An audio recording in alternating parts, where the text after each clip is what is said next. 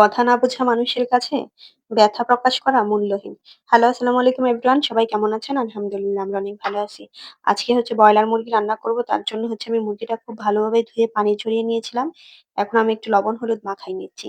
আজকে আমি ব্রয়লার মুরগিটা একটু তেলে ভেজে রান্না করব। ব্রয়লার মুরগিটা যদি নরমালি এভাবেই রান্না করা হয় তাহলে মুরগি থেকে একটা কেমন ভ্যাপসা গন্ধ লাগে। আমার কাছে এটা মনে হয়। আর যদি তেলে ভেজে রান্না করা হয় তাহলে হচ্ছে মুরগি থেকে তেমন কোনো গন্ধ লাগে না।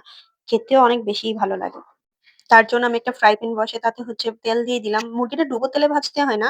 অল্প তেলে জাস্ট কিছুক্ষণ ভেজে নিলেই হয়। যেন এপিঠ-ওপিঠ যেন সুন্দরভাবে হয়ে যায় আর যেন মুরগির থেকে একটা যে পানি ছাড়ে ওটা যেন আর মুরগির গায়ে না থাকে।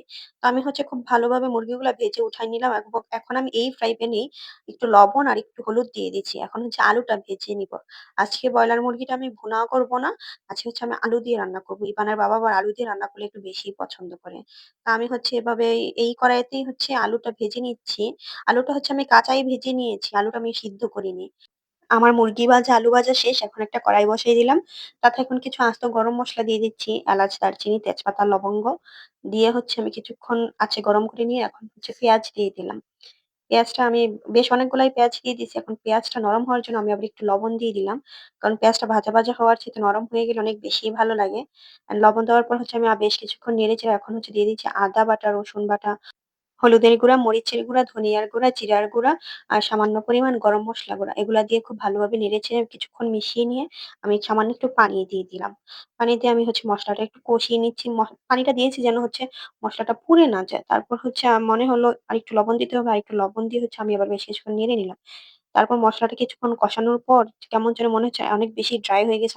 আমি আরেকটু পানি দিয়ে মসলাটা বেশ ভালোভাবে কষিয়ে নিয়েছি যেন উপরে একদম তেলটা ভেসে আসে। তেলটা ভেসে আসলে এই পর্যায়ে হচ্ছে আমি মুরগিগুলো দিয়ে দিব। মুরগিগুলো দিয়ে আমি খুব ভালোভাবে নেড়েচেড়ে মিশিয়ে নিব।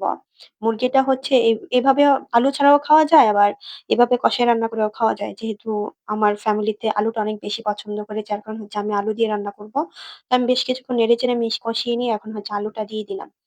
আলুটা দিয়ে আবার আমি বেশ কিছুক্ষণ নেড়েচেড়ে কষিয়ে নিব। এভাবে বেশ কিছুক্ষণ নেড়েচেড়ে কষিয়ে নেওয়ার পর যখন কষানো হয়ে যাবে, তখন আমি পরিমাণ মতো ঝোল দিয়ে দিব। ঝোলটা এমনভাবে দিব যেন আলুটা একদম পুরোপুরি সিদ্ধ হয়ে যায়। যেহেতু আমি আলুটা আগে সিদ্ধ করে ভাজিনি, যার কারণে হচ্ছে আমার ঝোলের মধ্যে আলুটা সিদ্ধ হতে হবে। তারপর হচ্ছে পরিমাণ মতো লবণ দিয়ে দিলাম। এভাবে বেশ কিছুক্ষণ রান্না করার পর যখন ঝোলটা প্রায় অনেকটা ঘন হয়ে যাবে, তখনই চুলাটা অফ করে দিতে হবে। তো এভাবে রান্না করে আপনারা খেতে পারেন। ব্রয়লার মুরগি অনেকেই পছন্দ করে না, ভ্যাপসা গন্ধ লাগে দেখে। তো এভাবে রান্না করলে অবশ্য খারাপ লাগে না, ভালোই লাগে। বিশেষ করে ছোট বাচ্চারা ব্রয়লার মুরগির মাংসটা অনেক বেশি পছন্দ করে। কারণ মাংসটা অনেক বেশি সফট থাকে। অনেক বেশি সফট থাকার কারণে বাচ্চাদের কাছে খেতে অনেক ভালো লাগে। তো আপনারা চাইলে এভাবে রান্না করে খেতে পারেন। মানে সহজের পদ্ধতিতে হচ্ছে এটা রান্না। আমার এই ভিডিওটা যদি ভালো লাগে অবশ্যই লাইক, কমেন্ট, শেয়ার করে জানাবেন। ভালো থাকবেন সবাই। আল্লাহ হাফিজ। আসসালামু আলাইকুম।